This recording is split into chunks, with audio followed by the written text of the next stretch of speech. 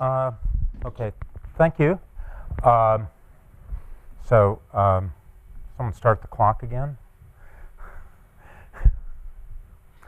Yeah, I don't want to run out of time that quickly. This is an effort that involves a number of people in my research group at LBL.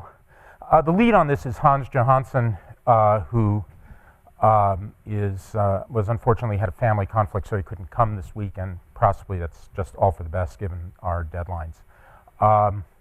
And several other people, Dan Graves, Peter McCorkadale, who is here right there. Paul Ulrich has been very helpful to us and is really, we're looking forward to having him as a close neighbor and hopefully a close collaborator.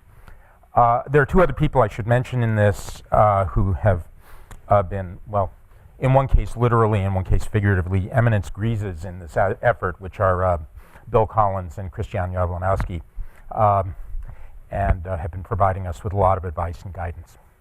So, and money, you know, DOE, Office of Science, both the math side and the climate side. So I'm going to tell you about where we are and where we're going, and to understand this I need to kind of explain some background. First of all, finite volume methods on structured grids. We use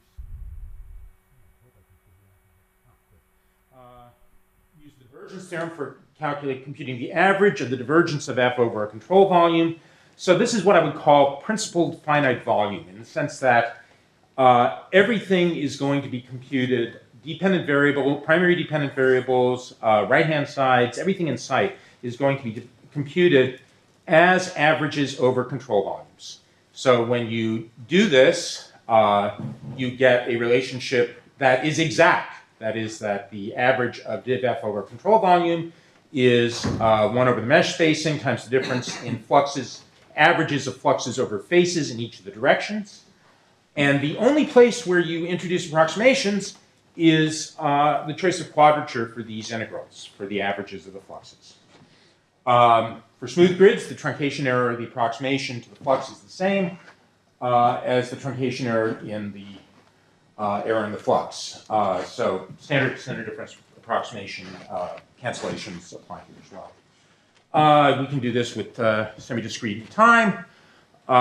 Integrate conservation laws this way over rectangular control volumes, and then you get a system of ordinary differential equations relating the time derivative of the average of U over a control volume, and the right-hand side is the difference of the averages in flux.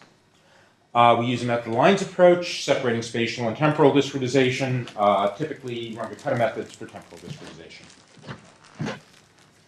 So what are the quadrature rules we're going to use? The problem of computing fluxes can be reduced to obtaining face averages, averages of the primary unknowns, from cell averages. And that can be reduced in turn to obtaining high-order finite difference approximations to the indefinite integral of U. And that's an idea that goes back a long ways, and if you read closely enough the PPM paper, you'll find it in there. So the average over a face of U, of one of the faces of U, I've written this in one dimension, is just given by linear combination of the averages, but it's not the one that you would use if you had interpreted the average of U as the value at the center. And this is fourth order accurate. For variable coefficient or nonlinear problems, you need to, once you get these face averages, you need to do something more elaborate, kind of convolution, deconvolution calculations to compute the average face averages of fluxes. So for example, if you want the average of a product on a face, so this is on the D face, it's equal to the product of the averages. And then there's, for fourth order accuracy, an h squared correction, h squared over 12, times the dot product of the gradient in the tangential direction. Now, for more general nonlinear functions, you have to, there's a little bit of a dance you have to do.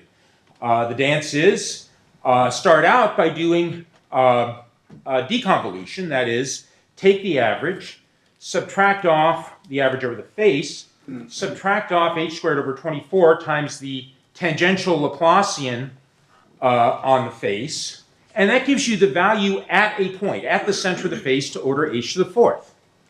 Now, you can apply any nonlinear function without loss of accuracy to a point value. So we do that. And now to get the average of the flux, we go backwards. We now add back in h squared over 24 times the transverse Laplacian of now f. And to keep things, stencils from splaying out too far, we use a second order estimate of the f of f at the cells, at cell centers, which is just f at the evaluate the averages. So this all hangs together, and you'll see a little later an example of having this do the right things in a fairly complicated setting. So why are we going to all this trouble? To do higher order. I've kind of been living on second order for all of my career, and but then I decided that I wanted to get into, well, a couple of businesses, and this one is one of them. And I realized that in both of them, I would have to use map multi-block grids. So cube sphere being the example of interest here. Now, what's the problem with map multi-block grids? And it's actually a problem with locally refined grids, although we have a little more control over that. Map multi-block grids are smooth, except at block boundaries. Adaptive meshes are smooth, except at refinement boundaries. At those places, finite volume methods, in fact, pretty much any difference method, any conservative difference method, loses one order of accuracy. Now, in the case of adaptive mesh refinement, we've been able to live with that because we had some control over where we put the refinement boundaries. But for multi-block grids like cube sphere, those lines go where they go, and if an important feature moves over them and you lose one order of accuracy, well, you've lost one order of accuracy and you're just stuck. But losing one order of accuracy is, going from second order to first order, kind of a catastrophe. Going from fourth order to third order, well, that's still one order better than the best day I've had in my life so far. So over the next, and so that's one reason to go to high order. There's another reason, which is a computer sciencey reason that I feel compelled to mention, that over the next decade, bytes to flop are expected to go down by a factor of 10. You're going to have similar relative increases in imbalance between communication and computation, higher latencies, lower bandwidth. We want to do more computation per unit of data, per unit of data access per reads to DRAM. And we also want to use less data overall. So that says adaptive is in your future if you can possibly do it. Higher order is in your future if you can possibly do it, because they all lead to fewer bytes per level of accuracy, if they are done carefully and if the problem lends itself to it. Now, moving on, higher order finite volume methods on manifolds. We were doing things on mapped grids into Cartesian space, and we were very happy. We thought we had it knocked. And then Paul Wohlrich showed us how, well, manifolds just aren't quite the same thing. And so that was a little bit of a shock, but we managed to get over it.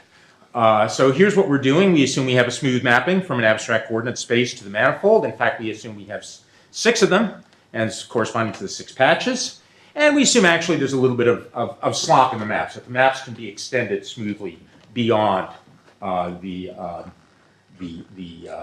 region of validity. So divergence of f is now written in terms of the divergence with respect to the mapping variable times the square root of the determinant of the Riemannian metric.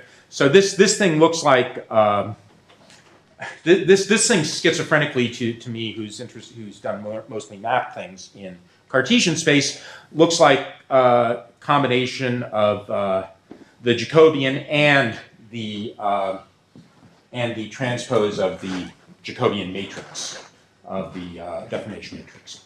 So this has a somewhat different structure than what we were used to.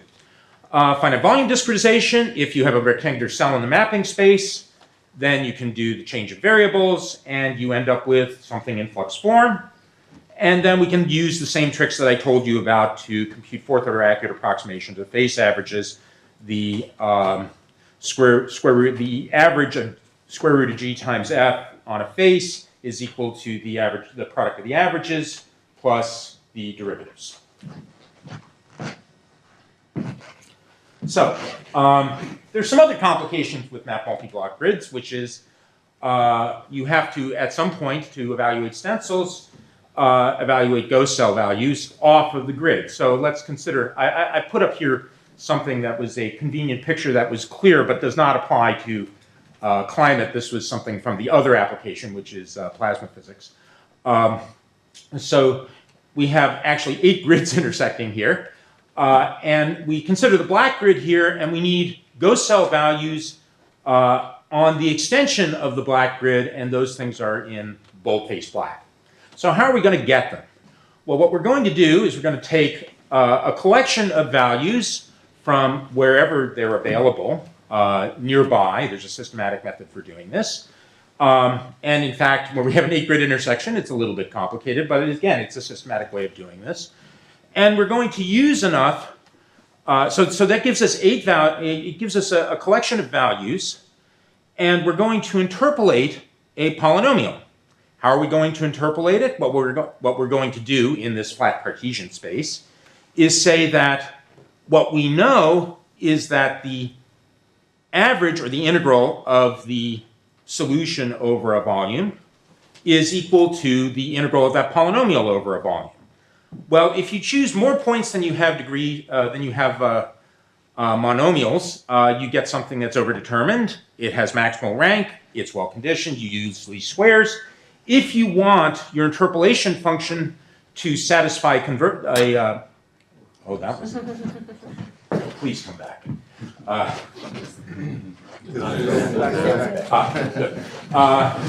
To satisfy the original cell having the right, if you were doing this in here, having a conservation be satisfied, so if you were regridding or something, you can impose that as a linear constraint. So for sufficiently smooth mappings on each block, you obtain p-th order accuracy for polynomial interpolants of degree p-1, no matter how badly the blocks fail to be smooth. Interblock mappings are smooth. If block mappings, by the way, are available only as discrete values, which is not the case in 2D on a sphere, but is definitely the case in 3D, you must just use sufficiently high order interpolation or else lose accuracy.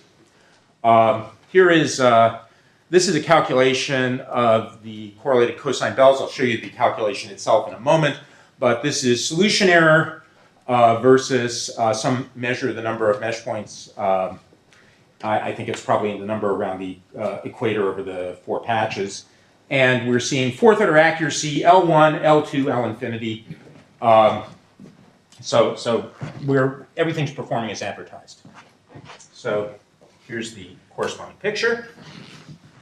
For some reason, it leaps over the first few pieces of the frame.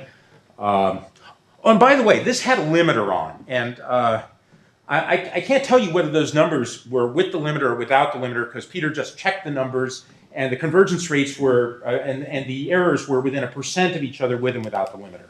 So one of the things that we had to cook up in all of this is how to do limiters with high order accuracy.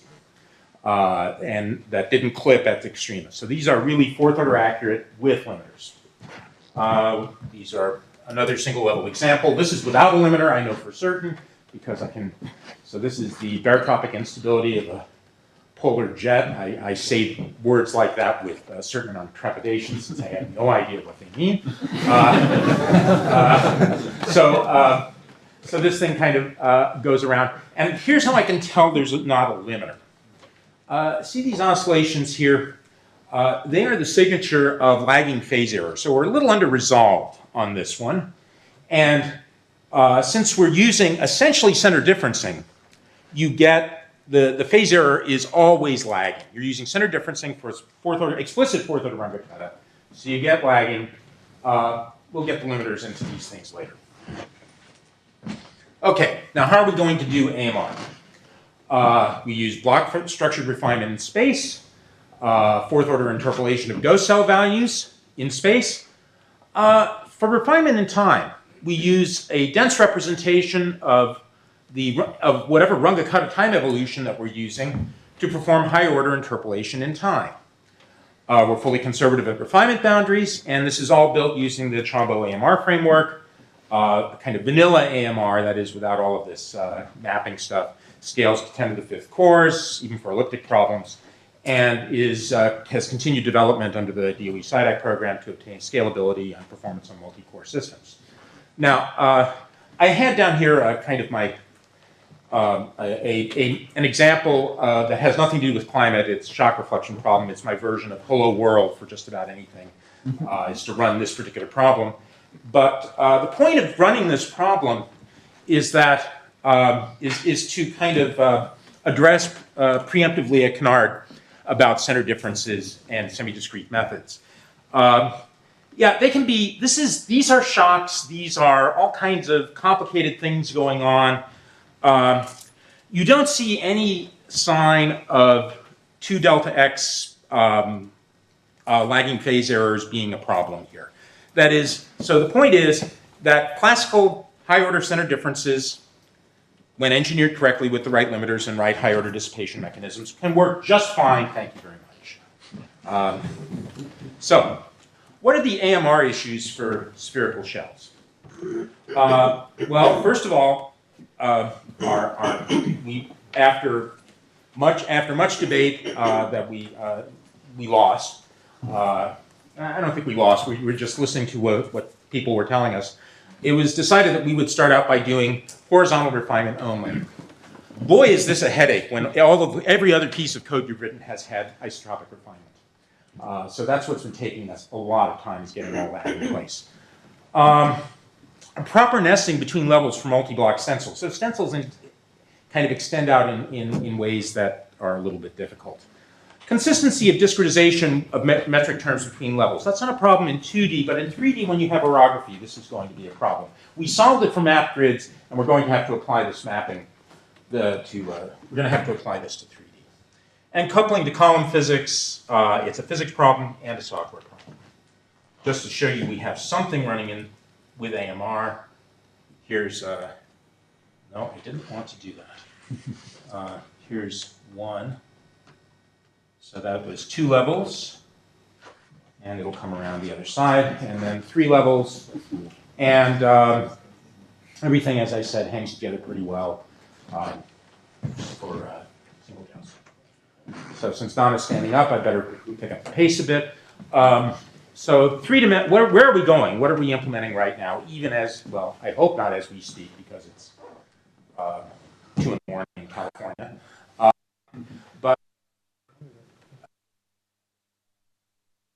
if a equations,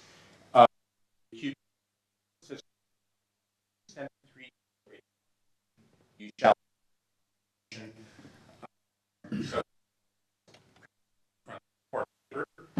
with our code with those authors' permission. These are the set of equations we're going to use. We'll work in perturbational variables around a hydrostatic background distribution. Now, here's where we kind of go off the reservation. So we have a semi-implicit treatment of vertical all right. I have not done the refresh rate, and somehow, all right. So semi-implicit treatment of vertical acoustic waves. So here's what we do, is that we, first of all, replace the vertical momentum equation by a vertical velocity equation. And the second thing, which is perhaps somewhat more exotic, is that we add a redundant pressure equation. So we have here potential temperature, density. Equation of state says that's it. That's all she wrote. We can't have a separate pressure equation. Well, we do anyway, because it's consistent with these equations up here, in fact, with this equation. And the reason we do that is because it's very convenient to treat vertical acoustic waves implicitly when you write things in pressure vertical velocity variables. So we treat the pressure P prime implicitly. We treat du dr in the right-hand side of the pressure implicitly. Now, what prevents this P prime from wandering away from the one defined by the thermodynamics? Well, we put in a penalty term here. This actually has an old and storied history. It was first used in porous media flow in the mid-1980s. In that context, it's called the volume discrepancy formulation. And what it does is that when you have a constraint or a redundant equation, it pulls you back into consistency. Eta is order 1 over delta t. Time discretization, we're using, so this is a semi-implicit treatment, so these two terms are implicit, everything else inside is explicit. Semi-implicit treatment, we're using a fourth order additive Runge-Kutteck method made popular by Kennedy and Carpenter in 2003. The variables are cell-centered except for the vertical velocity, which is face-centered. That's to make the linear system here nice, but still everything is fourth order. Here's an example. This is actually a 2D MATLAB example that Paul suggested that we try before we go diving off into putting this in a 3D code. So we have a large perturbation in the potential temperature in such a way that initially it generates a whole bunch of vertical fast acoustic waves, and then relaxes down to just having a wave train of gravity waves. How can you tell these are gravity waves? Well, this is the vertical velocity, up, down, gravity, right? These are not compressive waves. This is with an 8:1 aspect ratio, and we're running at a CFL condition for the horizontal acoustic waves, and we've tested up to 1,000:1, and it remains stable. Okay, current status and future plans. 3D AMR non-hydrostatic code without orography is almost completed, literally within a week or two. We'll be coupling it to the University of Michigan simplified moist physics and an extrinsically specified set of radiation effects by the end of October. And then if all this is successful, we'll start running aquaplanet tests. One of the things I didn't talk about are extreme preserving limiters and positivity preservation. We have techniques for doing that. Longer term issues. Resolution dependent column physics. I feel like I'm about to enter the swamp here. It's not just resolution dependent column physics, it's hydrostatic versus non-hydrostatic column physics. I'm just going to get, the alligators are circling. Orography. Initially, we'll be using terrain following coordinates. Well, the Rockies and the Andes are not what I would call smooth functions, so they're going to have some impact on our accuracy. I'm not quite sure how we're going to handle that and how to at least minimize the impact on our accuracy. There's been a lot of discussion, or at least some discussion, I understand, of cut cells for treating orography. But the extension of cut cell methods to higher order is an open research question even for Cartesian grids, much less for CubeSphere. When I first thought about doing this, I got caught in the middle of an argument between multiple people about whether one needs vertical refinement or not. So the door is still open to not having a pure horizontal refinement method, and we will be looking at that. One thing that I'd like to look at some point is there are still fast gravity wave and horizontal acoustic wave time step limitations that are significant limitations. And several years ago, Carolyn Gotti-Bono and I looked at an asymptotic analysis which told us how to split off those fast gravity waves, treat them implicitly, and then treat everything else explicitly. Now, the final comment, which is meant to be frankly inflammatory, is that a number of people, such as including myself, have been talking about higher order. And yes, that's fine when you're talking about advection, you're talking about hydrodynamics, but then there's the elephant in the room, which is how are you doing your coupling between different components of the physics? Is that preserving higher order? Are you just wasting your time? Or to what extent are you wasting your time?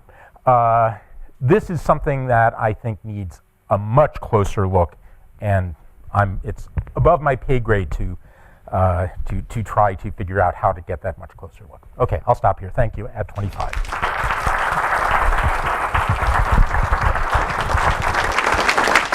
Maybe the next speaker will be setting up here, and we'll take a couple questions for Bill. Yes. In the Metovis model, which is a semi-implicit, fully compressible model, we have never used the equation of state as a strong constraint in the time step. We've always allowed a residual to develop and then corrected it as part of the procedure. I think it's quite like what you were presenting, that we actually have to create a new equation. We've just said we won't forget about the equation of state to impose it at t plus delta t. I would like to find out more about that because, like I said, this thing has a lineage that comes from porous media flow through combustion, through a number of other things, and I'd like to know the extent to which this already exists in this community. Yeah, well, that's been working happily for 10 years plus. Yes. So. Okay, good. One more, Dale? Yeah, you mentioned that the limiters will reduce the phase error, which is very familiar for these low order limiters. That applies to higher order limiter too? What they won't reduce phase error. What they will do is they will damp very efficiently 2 delta x, 4 delta x sorts of things that get left behind that are 2 delta x, 4 delta x. So they'll really just whack them. Okay, I think we need to get our next speaker started, but there'll be opportunity